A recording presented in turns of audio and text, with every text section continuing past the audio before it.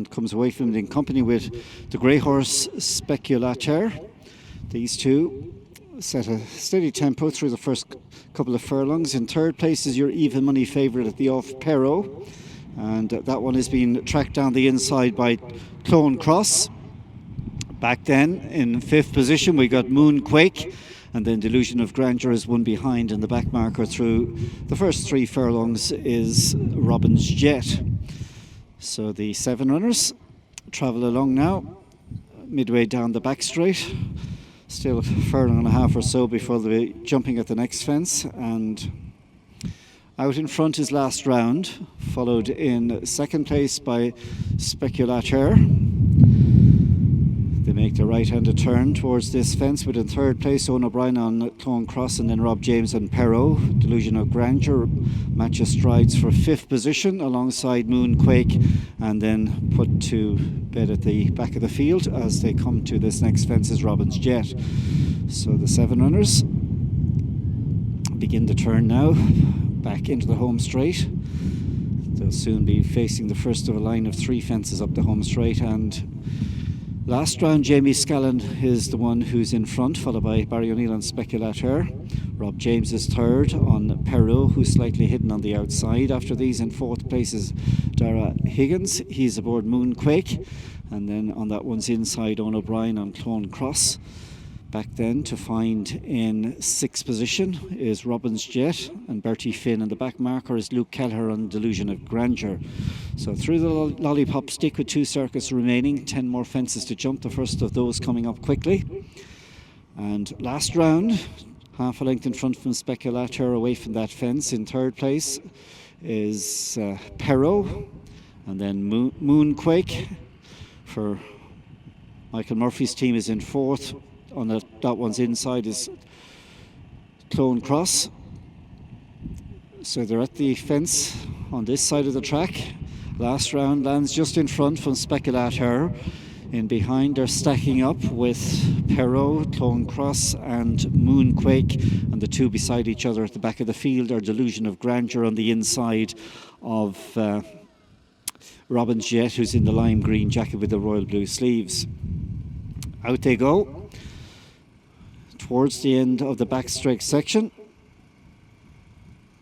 and they're about to turn at the next bail up to the fence at the top here once again. Last Round in front from Speculateur, followed by Perro, Moonquake, Clone Cross, Delusion of Grandeur and Robin's Jet. They're all jumping nice and safely at the moment. A Speculateur, if anything, possibly put his head in front on landing away from that fence. He's definitely side by side Speculateur with Last Round now as they swing in for the second time. Perro continues to track a bit deep on the track there. The big white face of that one is in the third spot. And then we have 4 and 5. Moving up is Robin's Jet, followed by Moonquake. Delusion of Grandeur has one behind, and that back marker now is Clone Cross. So still only about 8 lengths first to last as they embark on their final circuit. This is the fifth last fence they come to. Speculateur has now gone on in the hands of Barry O'Neill to shake on into a 3 or 4 length lead. Perro gets out after him in second. Last Round the early leaders drop back to third, and then Moonquake followed on the outside by Robin's Jet. The two back markers are Delusion of Grandeur and Clone Cross. Here's the fourth last, Speculateur. Over it neatly from Perro, with the big white face on the outside closing up in second.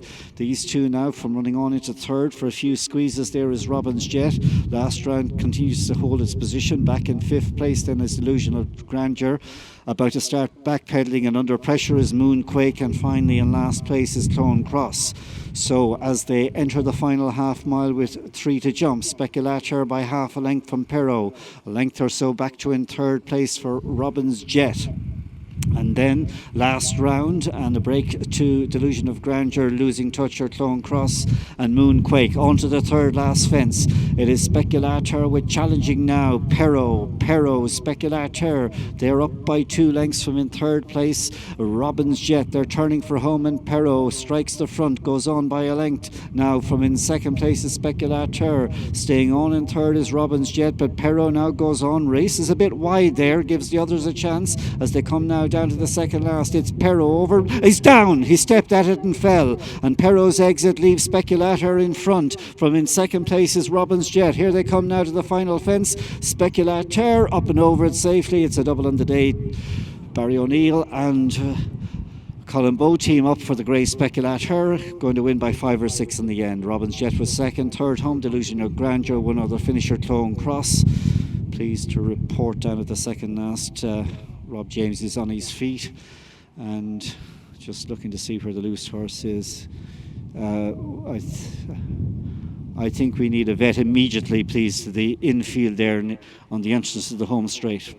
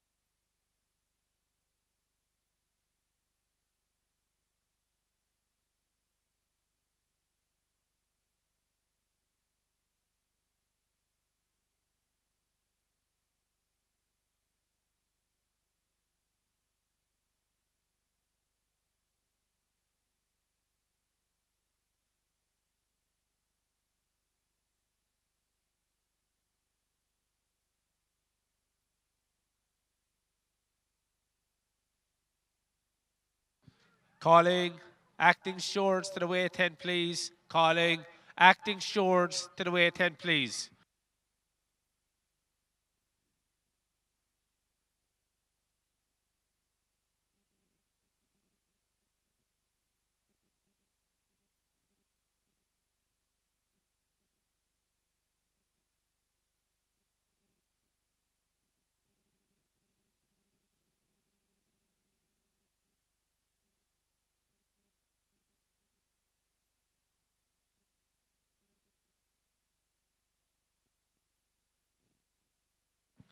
The result of the second division of our second race, the Goffs Punchestown Sale 4-year-old maiden, it finished 23, 34, 43 and 39.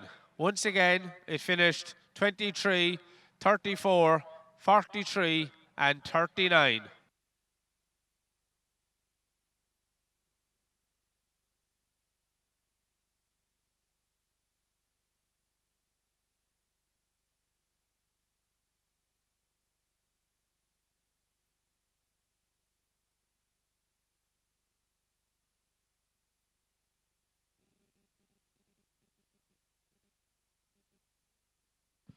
Got that, thanks.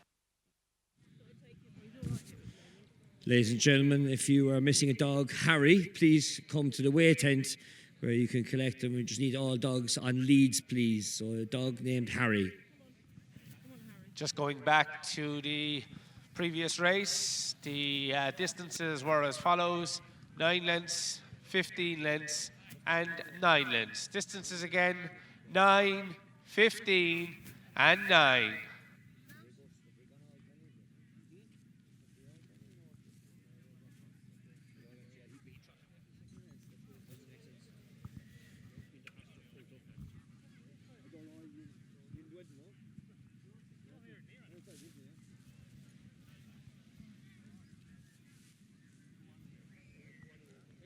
Ladies and gentlemen, the presentation has been made for the second division winner, number 23, Spectacular.